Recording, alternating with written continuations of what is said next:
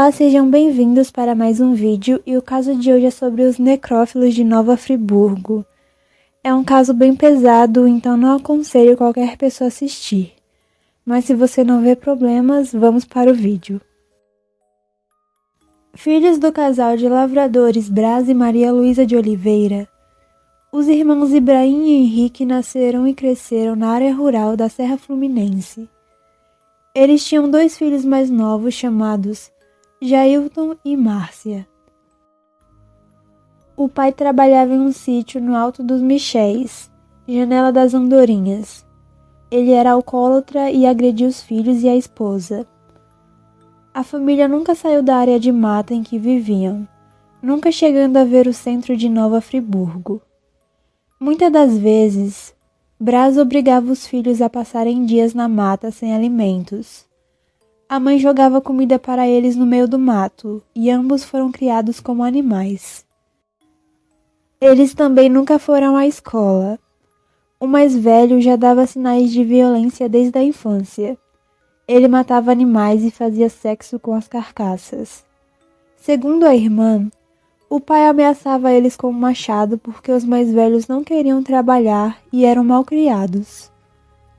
As 2 mulheres da casa revelaram que foram violentadas diversas vezes por Ibrahim. Certa vez, ele espancou Márcia e fez uma cova para enterrá-la.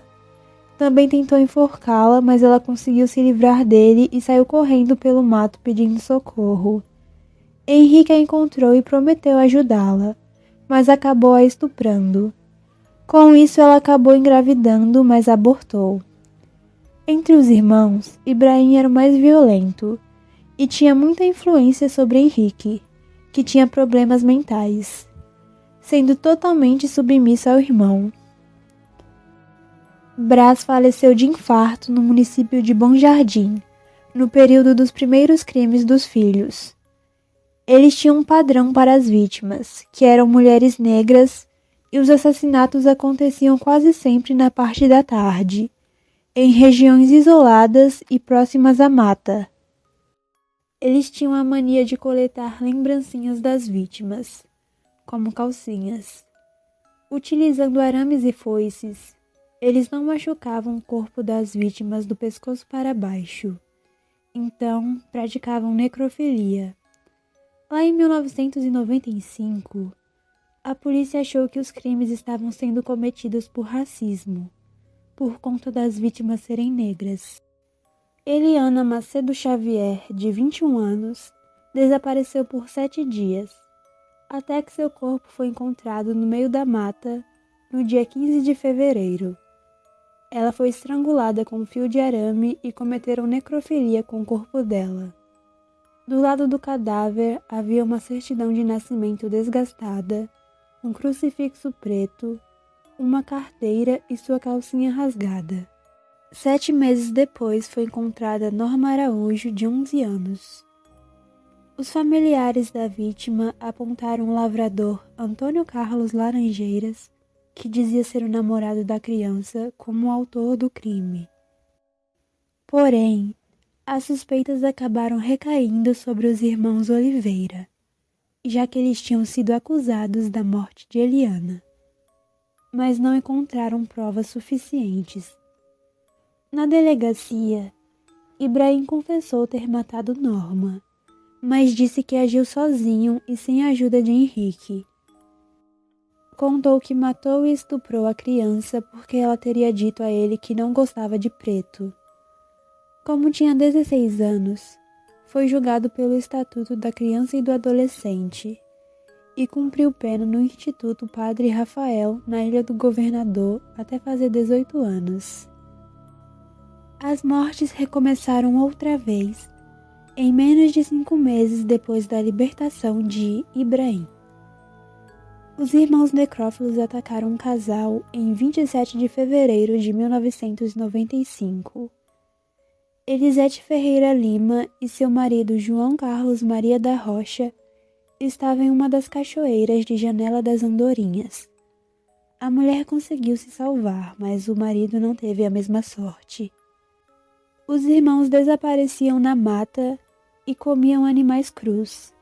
Não cozinhavam para não fazer fumaça. Às vezes também comiam alimentos roubados. E dormiam em grutas na janela das andorinhas.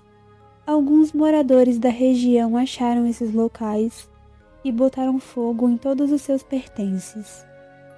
A família deles se mudou porque a casa deles foi incendiada e eles estavam com medo de serem linchados pelos vizinhos. Nem a tia dos jovens, Vera Lúcia Damasceno, conseguiu se livrar da fúria dos irmãos necrófilos. Ela morreu em 1º de abril de 1995. Também a estupraram e inseriram um pedaço de tronco em sua vagina. A dupla era procurada pelo 11º Batalhão da Polícia Militar de Nova Friburgo. De acordo com o jornal A Voz da Serra, estima-se que 70% das famílias que moravam na zona rural abandonaram suas casas com medo de se tornarem as próximas vítimas. As aulas foram suspensas na cidade e todo mundo começou a se armar. A população acreditava que a polícia não estava fazendo o trabalho corretamente. Mas a questão é que os policiais não eram preparados para fazer buscas nas matas. Ganhavam um salário ridículo e tinham pouco equipamento e infraestrutura para cobrir uma área tão grande. A região também tinha estradas em péssimo estado, o que dificultava o acesso ao local. Não havia sinal de rádio e nem mesmo roupas adequadas. Os agentes voltavam para casa cobertos de carrapatos. Mesmo com quase todo o batalhão mobilizado, os irmãos conseguiam desaparecer entre a vegetação e só eram vistos quando invadiam chácaras para pegar alimentos. Em 1995, Odete de Carvalho foi assassinada em sua casa. Em julho, mataram Iria Moraes Ornelas. Os irmãos levaram a comida e todas as calcinhas da vítima. O prefeito de Sumidouro fez um apelo a Nilton Cerqueira, secretário de Segurança Pública do Estado. Por conta da repercussão nacional dos crimes, mais de 200 policiais do BOPE foram enviados a Nova Friburgo com cães farejadores.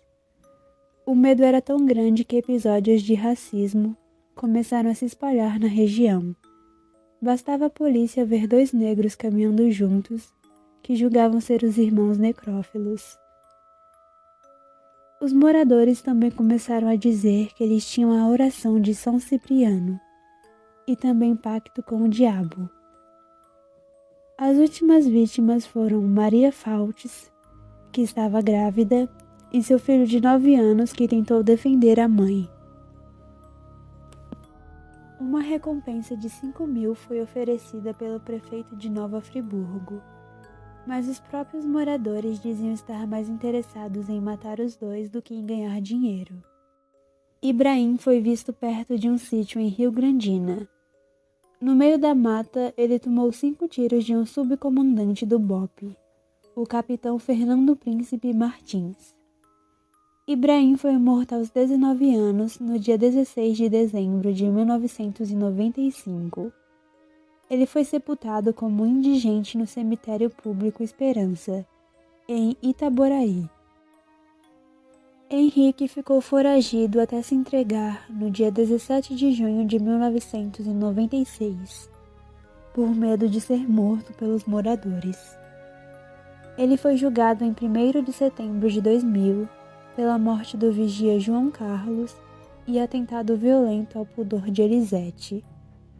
Alegou inocência, dizendo que apenas acompanhava o irmão. Mesmo sem poder ser julgado pelos outros crimes, por falta de provas, após o primeiro julgamento, que durou 16 horas, Henrique Oliveira foi condenado a 34 anos de prisão. Na avaliação dos psiquiatras, Ibrahim era a cabeça psicótica dos crimes e Henrique sofria de algum tipo de retardo mental.